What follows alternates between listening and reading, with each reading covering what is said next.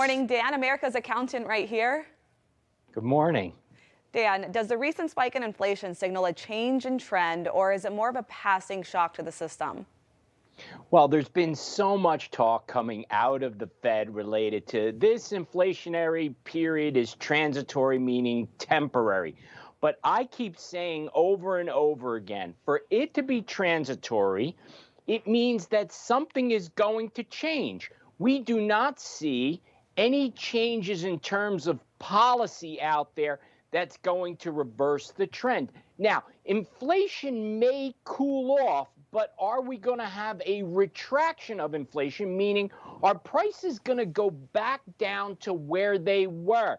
Some areas of the economy, yes, those prices have been coming down. Lumber, for one, which had a huge spike, is pulling back. I think we're seeing some cooling off in the real estate market as well. But certainly we are not going back to where we were. Therefore, I think inflation is here for a while. Yeah, speaking of real estate, I know New York is actually seeing a pretty big surge compared to what's happened over the last year. Dan, why is the market rallying when the Feds may raise interest rates? Well, that's the key word right there, may raise the interest rates. So Jerome Powell from the Federal Reserve, chair of the Federal Reserve, had come out with some, let's say, stronger language related to raising the interest rates a couple weeks ago.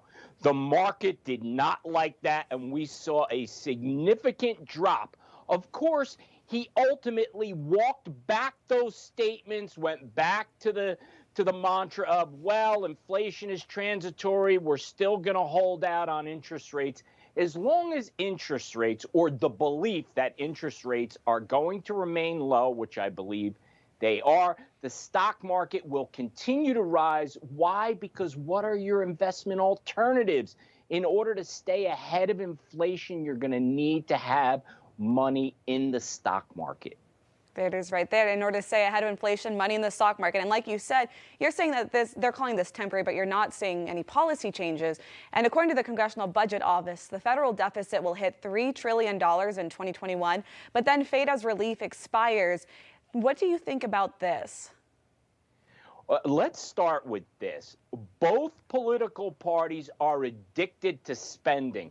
I don't see that changing anytime soon. So now we will have some rescue plans that are going to expire, and therefore the assumption would be spending will come down. Well, I say not so fast. If we look at what the White House is planning, it's increased spending at a tremendous rate. And even though there's talks about, well, we're going to have the pay-fors, we're going to have increase in taxes and so on, I'm not sure I'm buying into that. From where I'm looking at this, I say that annual deficits will increase, and certainly the nation's debt will continue to go up because, again, nothing is changing, Amanda. Dan, quickly here, you mentioned things set to expire. Unemployment is set to expire in September, and the jobs report comes out later this morning. What are you expecting to see there?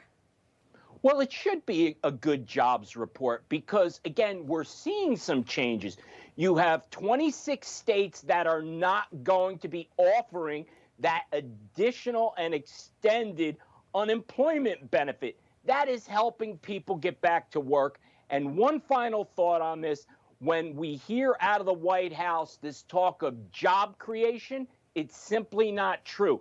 This is simply recovering the jobs that were lost in the pandemic, and there's still millions of jobs to be filled. Once we stop incentivizing people to stay home, to go back to work, they will. And that's when we'll be able to get to a full recovery economically. What do you think would be a good incentive to get people to not stay home anymore and get back to work? Well, I think the states have it right. They need to cut off the unemployment benefits. Because if people are going to make as much or more money not going to work, it's an incredible incentive not to go to work, especially the way it's set up. We're trying to get more supply into the economic machine here, right? Because demand is going like crazy.